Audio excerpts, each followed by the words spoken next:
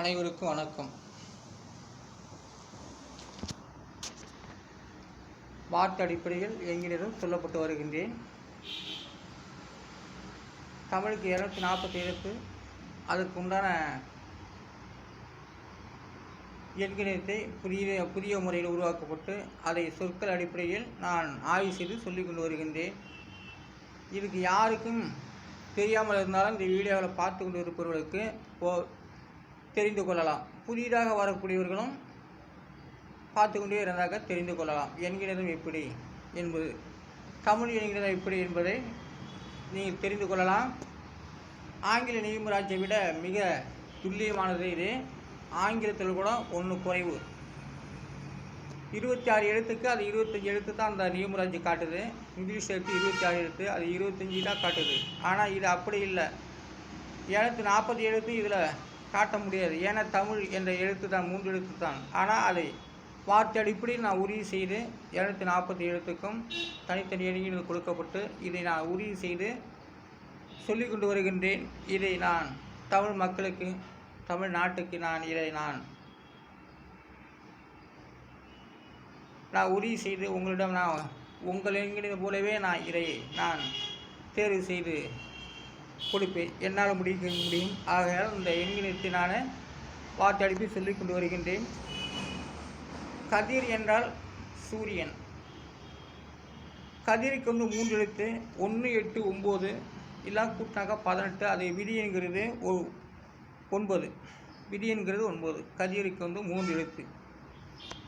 கதிர் என்றால் சூரியனை குறிக்கிறது. மதிக்கு 2 எழுத்து, 1, 8, 9 மதி. அப்போ மதிக்கு மதி என்றால் வெண்ணிலாவை குறிக்கிறது. மதி என்றால் வெண்ணிலா. அப்போ கதிரும் 9ஆம் இடத்தை குறிக்கிறது, மதியும் 9ஆம் இடத்தை குறிக்கிறது. இது ஒரு அமாவாசை போல இது அமைகிறது. இந்த கதிரும் மதியும் அமாவாசை போன்று அமைகிறது. ஏன்னா கதிரும் மதியும் ஒன்று சேர்ந்தால் அமாவாசை. அப்போ சூரியன் சந்திரன் சேர்ந்த அமாவாசை சொல்கிறாங்க இல்லையா, அதுபோல தான் கதிரும் மதியும் ஒன்று சேர்கிறது. என்கிணத்தில் 9ஆம் இடத்தை இரண்டுமே 9ஆம் இடத்தை சந்திக்கிறது. அதனால் இது கதிரும் மதியும் 9ஆம் இடத்தை குறிக்கிறது. அப்போ கதிர் 9ஆம் ஸ்தானத்தை காட்டுகிறது, மதி 9ஆம் இடத்தை காட்டுகிறது. குயிலுவருக்கு 4, 5 எழுத்து, 3, 3, 6, 5, 9, 26. அதோடைய விதி என்கிறது 8. அப்போ குயிலுவர் இசை எழுப்புவோர் என்று அர்த்தமாகிறது. குயிலுவர் என்றால் இசை எழுப்பவர் என்று அர்த்தமாகிறது. அப்போது குயிலுவர் என்கிறது 8. 8ஆம் இடமும் இசை எழுப்பக்கூடியவர்கள், இசை எழுப்பக்கூடிய பின்னணி பாடக்கூடியவர்கள் என்று அர்த்தமாகிறது. மயில் எருத்து என்றால் மயில் கழுத்தை குறிக்கிறது. மயில் எருத்து என்றால் மயில் கழுத்தை குறிக்கிறது. அப்போ மயில் எழுத்துக்கு 1, 3, 1, 5 எல்லாம் கூட்டினாக்கா 5 தான். ஆனால் மயில் எருத்துக்கு என்றால் மயில் கழுத்து என்று அர்த்தமாகிறது. கொலை, அந்த கொலை வேறு, இந்த கொலை வேறு. இது அல்ல குறையாத கொலை.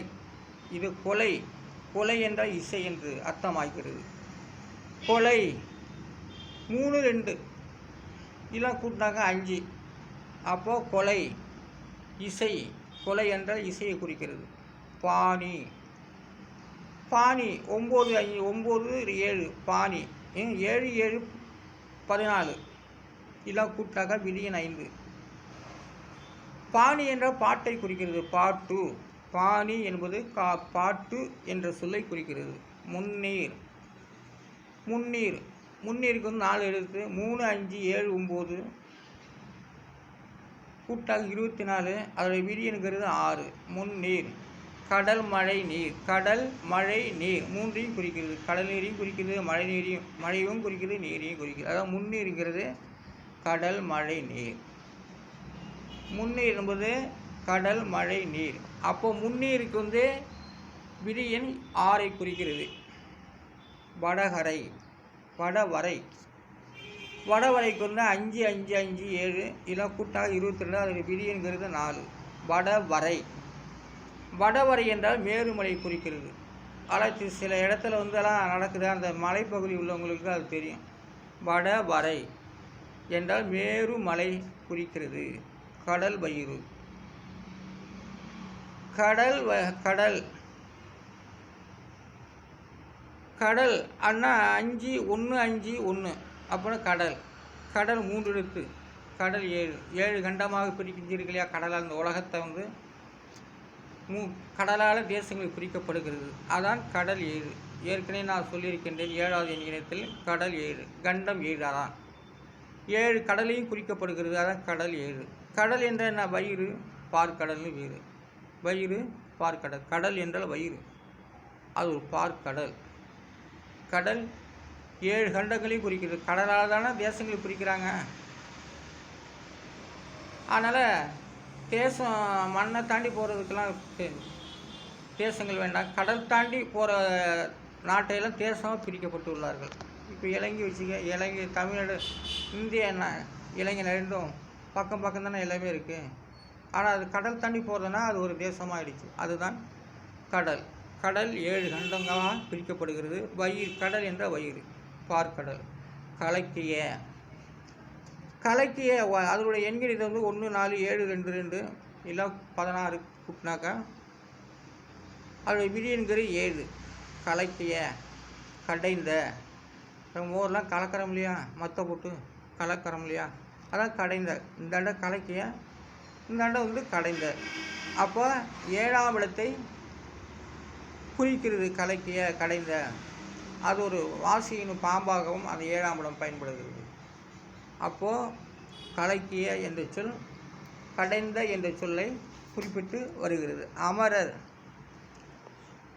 அமரர் என்ற 4 அமரருக்கு வந்து 4 எழுத்து. 1 1 3 9 இதெல்லாம் கூட்டாக்கா 14. அது விதிங்கிறது 5.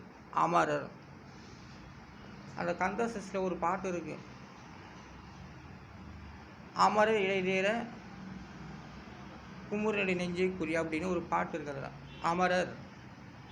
அப்போ அமரர் என்றால் தேவர்கள் என்ற அர்த்தமாகிறது. தேவர். அமரர் என்ற தேவர். அமரர் என்ன செத்தவங்க தான், ஆனால் தேவர்களாக ஆகிறாங்க.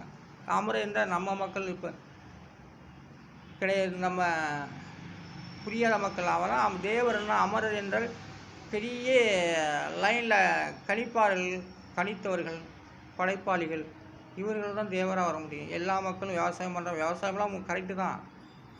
ஆனால் பொதுவாக வந்து அமரர் என்ற பெரிய பெரிய மேதைகள், பெரிய பெரிய கண்டுபிடிப்பாளர்கள் என்ற சொல்லுக்கு தான் மேலோர், உயர்துரு, மேன்மை, கலைஞர், புரட்சி,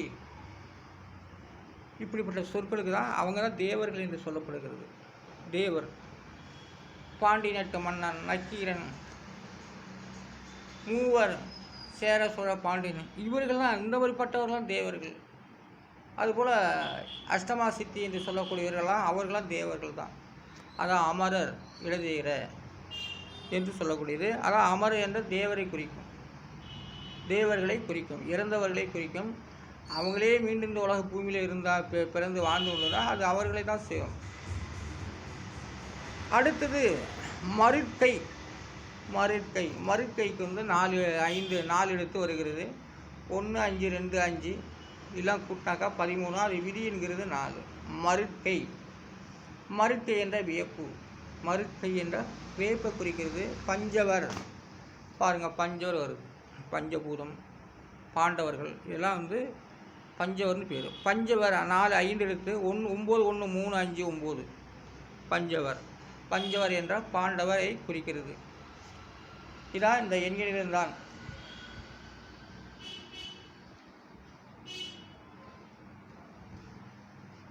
இந்த எண்களில் தான் தமிழுக்கு 740 எழுத்து. அந்த 740 எழுத்துக்கு உண்டான எழுத்துக்கும் தனித்தனி எண்ணில் கொடுக்கப்பட்டு இந்த வார்த்தை அடிப்படையில் நான் உறுதி சொல்லிக் கொண்டு வருகின்றேன். நான் அறியிட மாட்டோம் திருஞான சம்பந்த ஜோதிடர் என்கிற வள்ளுவர். நன்றி, வணக்கம்.